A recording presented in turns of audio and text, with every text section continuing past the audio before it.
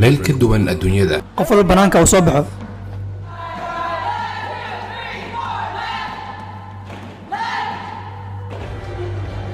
sharciyadooda u gaarka ah markastana cadaaladda gacantooda ayay ku jirtaa. meeshaas barkadaas waxaan ku ciqaabnaa dadka geysta falalka kufsiga. iscafin la'aan, ku laabta qolalkiina. tuugo, rabshado iyo daroogooyin. daroogo kasta ayaa halkan ka heli kartaa. sidoo kale dhibaateen waxaan u sameeyey sidaan ugu dhigo mid adag. iyo xaalad bini'aadinimo oo aad u daran. waxaanoo dhan waxay ka dhacayaan xabsiga gudihiisa.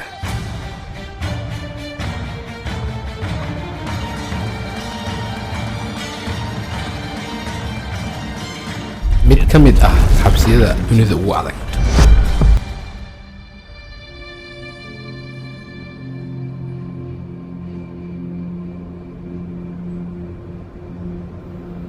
La Paz, Bolivia, caasimadda dalka Bolivia. 3,500 mitir ayay ka sareysaa badda, waana caasimadda ugu maamul sareysa adduunka. magaaladan buuraleyda ah marka laga soo tago siyaasadda waxaa ka jira laba shay. labadaas shay oo kale ah faqriga iyo dambiyada. Bolivia waa waddanka labaad ee ugu faqrisan Latin America, waana waddanka saddexaad ee ugu soo saarista badan daroogada cocaine-ka. ku dhawaad 50% dadweynaha Bolivia waa dad aad faqri u ah. kuwa faqriga ah ayaana gala falalka dambiga, kuwaasoo ugu dambeyn gala xabsiga.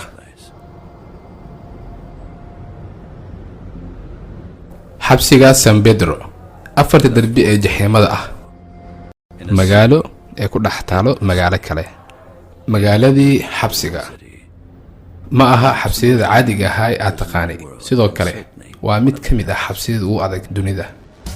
halkan waa San Pedro, xabsi ay ilaaladiisa ay ku dhiiran karin inay gudaha u galaan.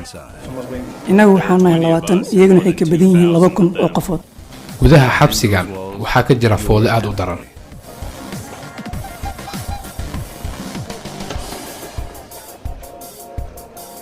halkan wax badan ayaa ka dhaca, keliyana waxaa ka badbaada kuwa xoogga leh.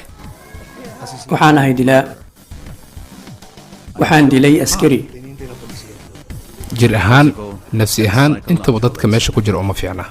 waxaan ka baqaynaa nafsadeeda meeshaan ku waayo. shay kasta iyo wax walbaba halkan waad ka heli kartaa. waxaan haynaa daroogo walbo aad ka heli lahayd banaanka. meel aan caqligal ahayn oo la iskugu keenay kuwa xooga, carruurta, kuwa daroogada ka ganacsada iyo hooyooyinka uurka leh. halkan waa xabsiga San Pedro, mid ka mid ah xabsiyada ugu adag adduunka. abbaaraha 1 saac subaxnimo afaafka hore ee xabsiga San Pedro waxaa ka jira buuq iyo mashquul badan. inkastoo xabsiga magaalada ku yaal uu aad u buux dhaafiyey, waxaa la keenaa maalin kasta maxaabiis cusub oo dambiye soo gala. qofna iskama galo meeshaan, maxaa yeelay qofkii soo gala meeshaan wuxuu og yahay inay sugayso 4 darbi oo jaxiimo ah. Carlos arrintaas aad buu u garanayaa. sababta loo soo xiray ayaa ah asigoo hubeysan inuu wax dhacay. Carlos iyo asxaabtiisa ma aha markii ugu horeysay ay xabsi galaan. xoogaa cabsi ayaa igu jirta, maxaa yeelay ma aqaan waxa igu dhici doono. inkastoon horey xabsi u soo galay, halkan weligay ma imaan. waa markiigii igu horeysay. xabsiga San Pedro ma jiro xabsi la mid ah ee ku yaala dunida. taliyaha xabsiga ee Iban waa qofka ugu dambeeya ay arki doonaan maxaabiista cusub ee ku xukuman muddada aadka u fog. wixii halkan ka dambeeya waa nin walba iyo naftiis. taliya Iban wuxuu maanta diiwaangelinayaa 10 maxbuus oo cusub. wax shabad miyaa leedahay? maya. shabaduhu waxay sheegayaan qofkii inuu ka tirsan yahay koox tuuga ah. askarta waxay doonayaan inay ogaadaan qofka halkan imaanaya wuxuu yahay. Mara Salvatrucha waa koox gaangiistra ah oo ka dhisan Atlantic America, kuwaasoo kor u dhaafaya ilaa 100 xubnood, waana kuwa aad khatar u ah. farihii u dambeeyay ayaa laga qaadayaa.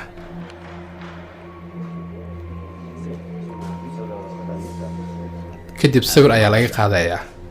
shaqada askariga halkan ayay ku eg tahay. kadibna waxaa loo gudbinayaa gudaha xabsiga.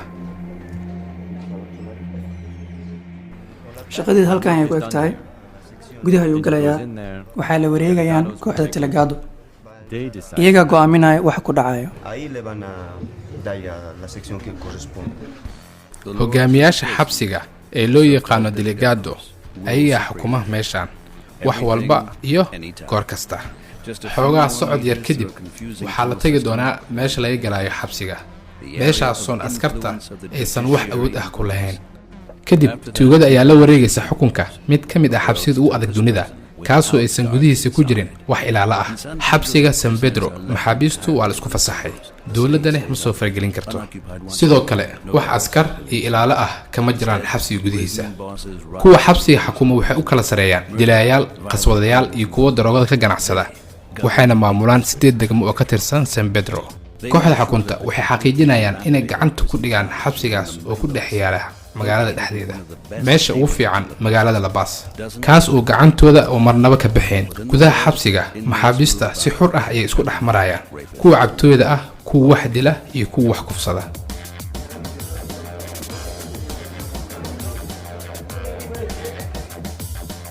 2002 ayay ahayd markii dawladdu ku dhawaaqday go'aan lama filaan ah kaasoo maxaabiista u ogolaanaya inay xabsiga gudihiisa ay la galaan agabkooda markaas kadib maxaabiista wax walba naf ahaantooda ayaga ayaa u samaysanayay dawladda waxay ku faanaysaa inuu yahay system isku xiran oo horumar leh laakiin xaqiiqda marka la imaado waddankan faqriga ah ee wasaqda badan wuxuu ka cararayaa qarshaad ku baxaya xabsiyada dawladda waxa ay daryeesho haba yaraatee ma jiraan xabsiga San Pedro dhinac ayay iska dhigtay waxaa door fiican ka ciyaara maxaabiista ayagoo sameeya wax walba inay cuntooyinkooda karsadaan sidoo kale ayaga ayaa gudahooda dhista waxayna ku dadaalaan inaysan xabsiga burburin waxayna sameeyaan wax kasta oo karaankooda ah si ay u badbaadiyaan xabsiga magaalo ay ka jiraan wax sharciga ka baxsan dumarka waxay keenaan rootiga daroogada iyo waxyaabaha gudaha lagu dhiso gudaha xabsiga waxaa xukuma maxaabiista sida kuwa wax dila tuugada iyo kuwa wax kufsada ayaga ayaa go'aamiya qofka wuxuu cunaya iyo meesha uu ka seexanayo 4 darbi gudaheeda iyadoo ay jirto qarash yari adag oo aan macquul ahayn lana rabo nidaamka iyo sharciga meesha ka jira in loo hoggaansamo San Pedro waa mid ka mid ah xabsiyada ugu adag uguna halista badan dunida qof walba waa og yahay kuwa ku cusub waa og yihiin Carlos xitaa waa og yahay maxaan dhahaa meeshaan meelihii hore uma eko meeshaan waa meel la yaab leh waa meel aad u cabsi badan horaa leegaga sheekeeyey meeshaan sheekadeeda maaqan wax gudaha igu sugaya Más o menos. Ya me dijeron algo. maahan markii ugu horeysay uu xabsi galo Carlos laakiin waa markii ugu horeysay uu galo xabsiga San Pedro banaanka wuxuu ku ahaa nin adag laakiin waqtiga ayaa sheegi doona inuu nin adag yahay iyo in kale gudaha 4 darbi ee xabsiga San Pedro albaabkii jaxiimada laga galayay waa meeshii ay ku ekaayeen askarta nidaamkooda waana meesha uu ka bilaabanayay xukunkii delegado